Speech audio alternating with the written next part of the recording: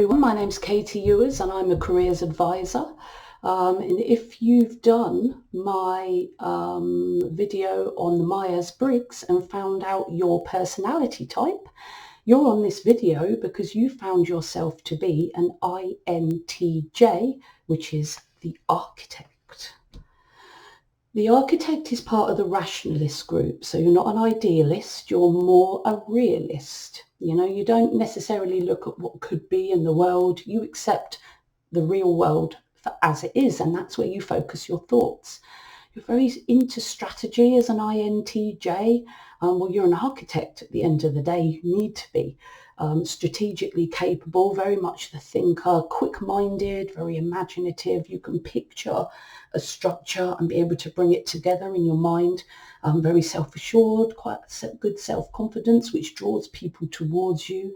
So others trust you because you think, well, if he's confident, then, he must be right.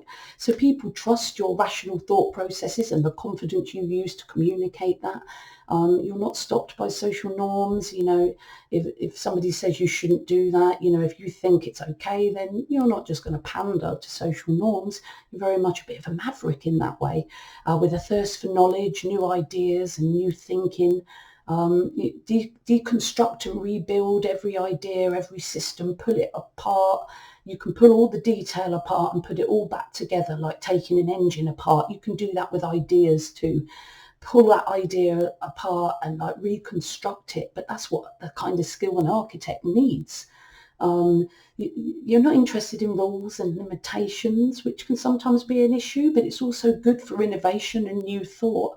Unorthodox, which makes you quite an innovative architect. Independent, decisive, you know what you want to do. You don't care if anyone's done it before. You're going to create something new, which is amazing. We need that. You can sometimes be lazy, but who doesn't? You're open-minded, like I said, new ideas, very liberal. So whatever you pull apart and reconstruct, it's liberal and it's progressive and it's innovative. You can be a bit arrogant. There's a few of the types that can be a bit arrogant and be a bit overconfident at times, and people are thinking, God, he loves himself or she loves herself. But you can sort of look down on others a little bit and think they're like intellectually inferior to you. You can judge others a little bit, be a bit over rational, like the Spock, emotions are illogical, but we need some emotions in our life. So you block out the emotions quite a lot.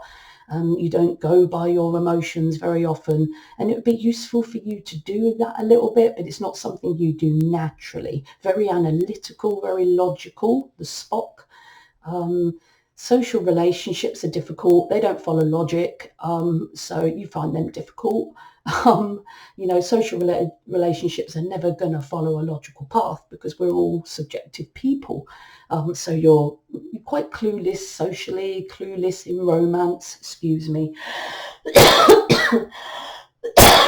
clueless in romance. You push your ideas forward a bit and feel that you know best. Your ideas are the only ones that matter, which can be quite annoying to others, but that goes along with your overconfidence and being a bit pushy with your ideas. But that can be good in some, areas, but not so good in others. So good jobs for you if you're an architect INTJ is your analytical jobs, looking at information.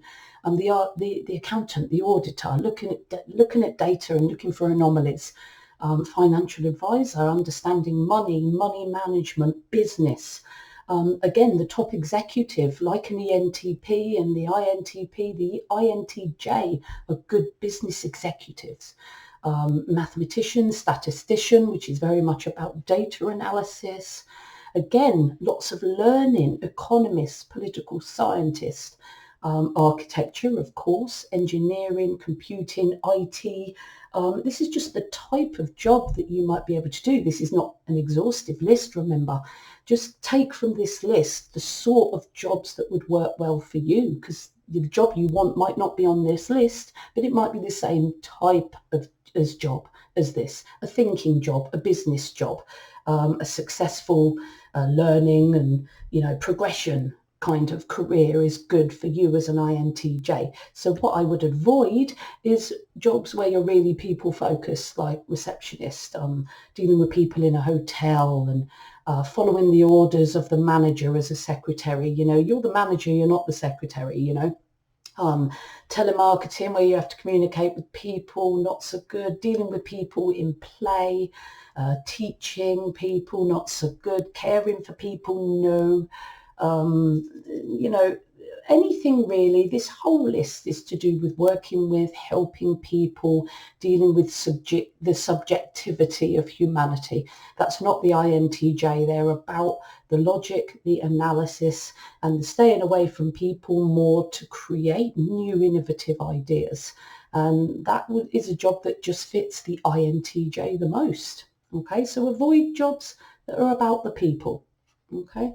Now, I hope you found this video useful today. If I'm a new careers advisor on YouTube, so I'm looking for subscribers. I'm looking for you to like my videos, because remember, I'm here to help you. So if you like my video, please click the thumbs up button. Please subscribe to my channel. Click that bell icon so you're always up to date with my latest videos. You can email me at katie@careertalents.co.uk, or you can visit my website at careertalents.co.uk. And I'm going to put these links to my social media in the description box, so that you can contact me on social media if you desire. But remember, as ever, guys, you know, when you're choosing your career, it's about you. It's about your personality. It's about your abilities. It's about your motivations. What you want from life and what you want to do with your life is completely individual to you. It's not anyone else's decision but yours. My self-discovery series is here to use many different self-discovery theories in order to help you bring it together into a picture, so you know yourself well enough to choose the correct career for you. So remember, it's in here, and it's in here, the job that you need to do. The advice shouldn't necessarily come from outside. The careers advisor is here to develop what you want, not tell you what to do. Okay, keep that in mind. I'll stop rambling now, and I'll see you soon.